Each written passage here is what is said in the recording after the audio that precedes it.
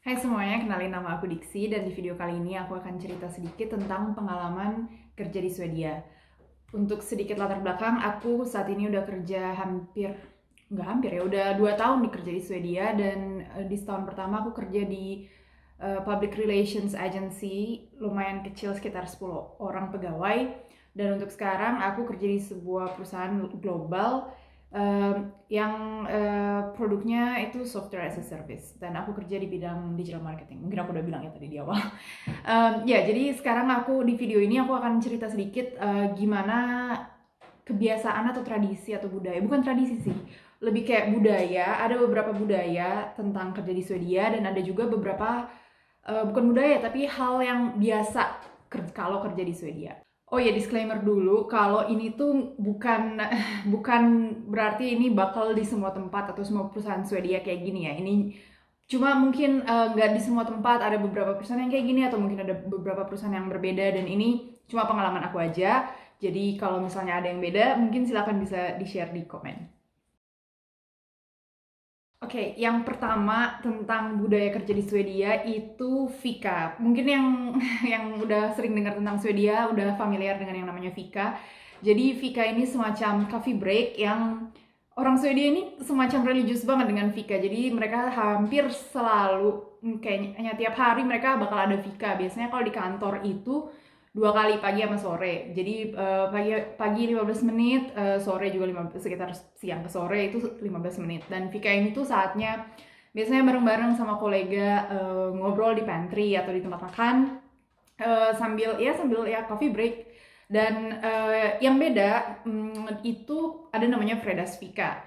Jadi Fredagsfika ini setiap hari Jumat itu Freda gitu artinya Friday. Jadi Friday Fika. Fredagsfika ini biasanya tiap hari Jumat ada yang bawa kue dan ini tuh digilir, jadi tiap minggu satu orang, jadi tiap Jumat satu orang ada yang bawa kue dan itu di-share, ditaruh di pantry dan siapa aja boleh ngambil kue itu buat barengan sama barengan minum kopi.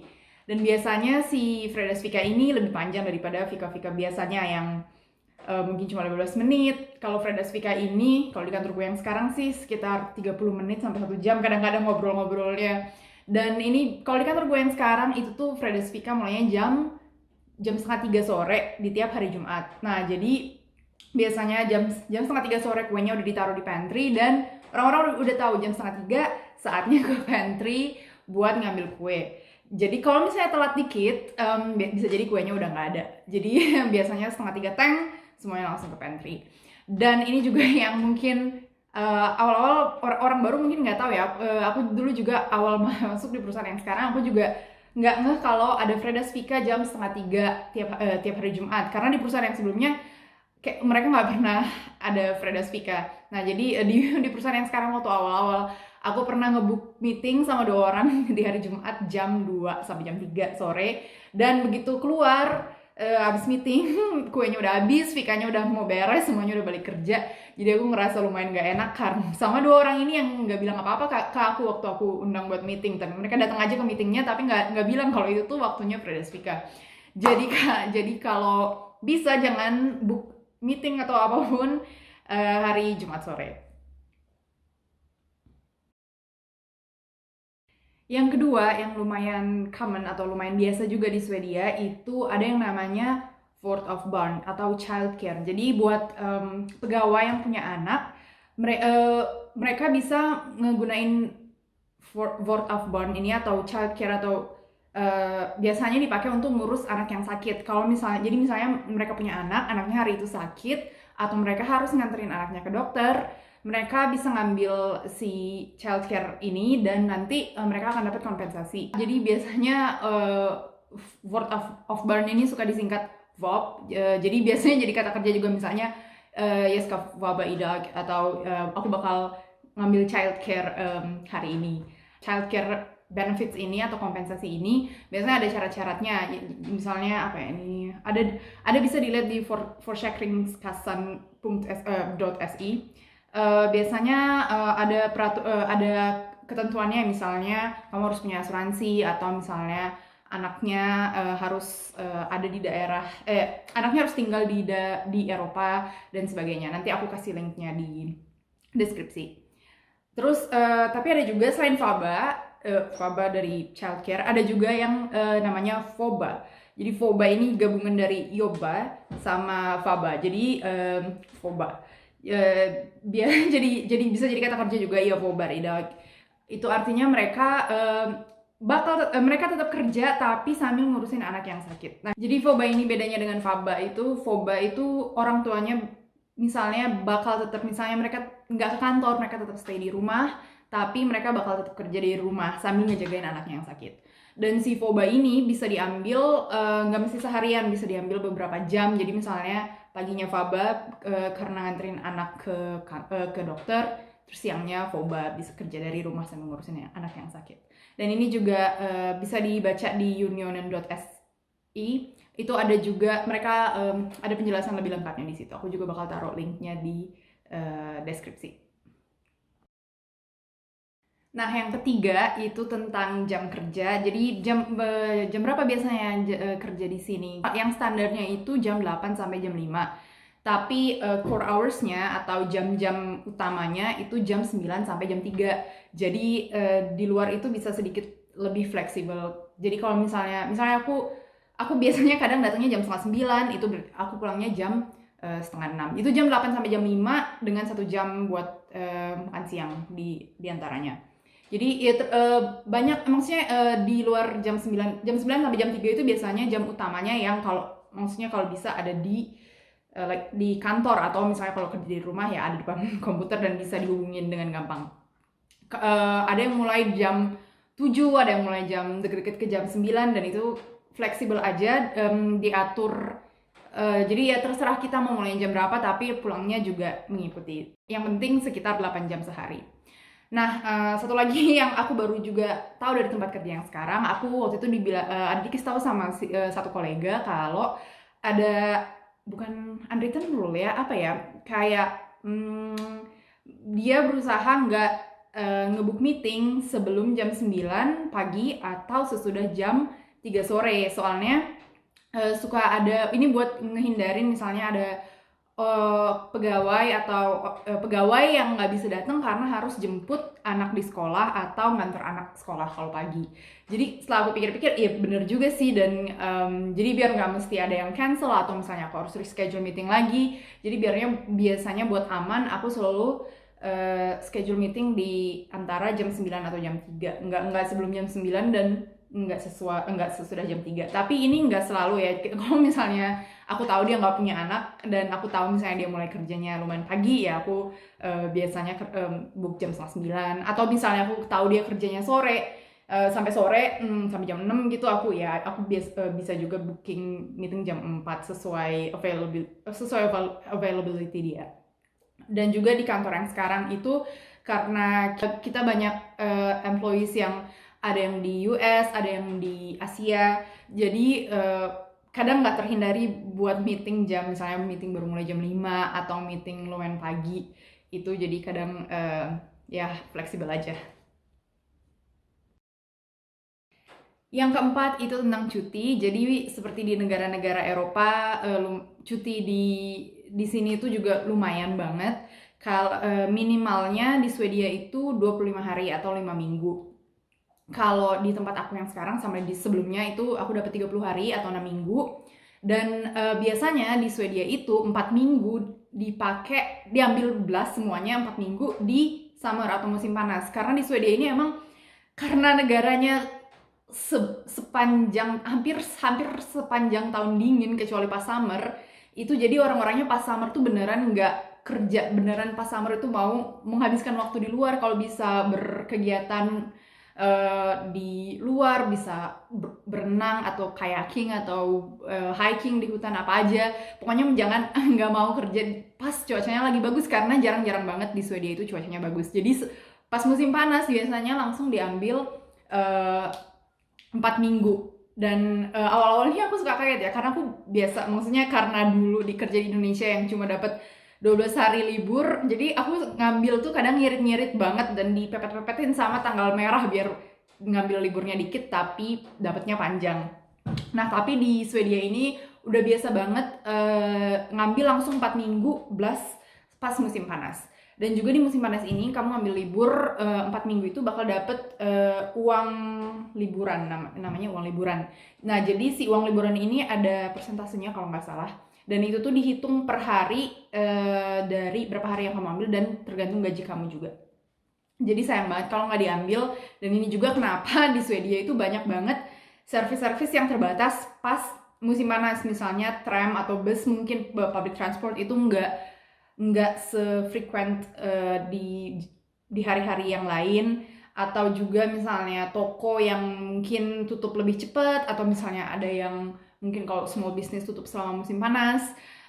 Jadi ya ini alasannya, karena mereka beneran mau take advantage of cuaca yang bagus. Dan ini juga libur 4 minggu ini itu tuh ada aturannya dari pemerintah. Jadi perusahaan nggak boleh nolak kalau misalnya pegawai mau ngambil 4 minggu berturut-turut di musim panas, karena ada aturannya. Jadi malah pemerintah encourage buat pegawai ngambil libur. Yang kelima itu tentang, aku mau jelasin sedikit tentang OFCO atau AFK kalau misalnya dieja pakai bahasa Inggris. Itu kependekan dari Arbeidstidsverkorting. Artinya pemendekan jam kerja.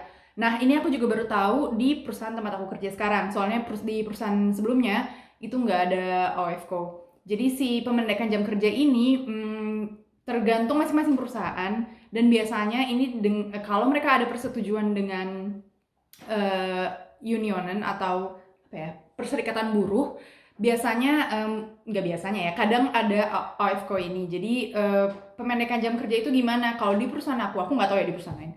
Kalau di perusahaan aku, jadi sehari itu kan harusnya kerja 8 jam.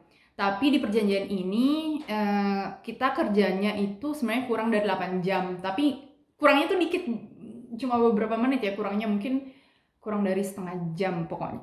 Pokoknya kalau diambil tuh nggak signifikan lah kalau diambil sehari itu doang. Jadi biasanya si OFCO ini kayak diakumulasi. Jadi kita kerja 8 jam aja setiap hari kayak biasa.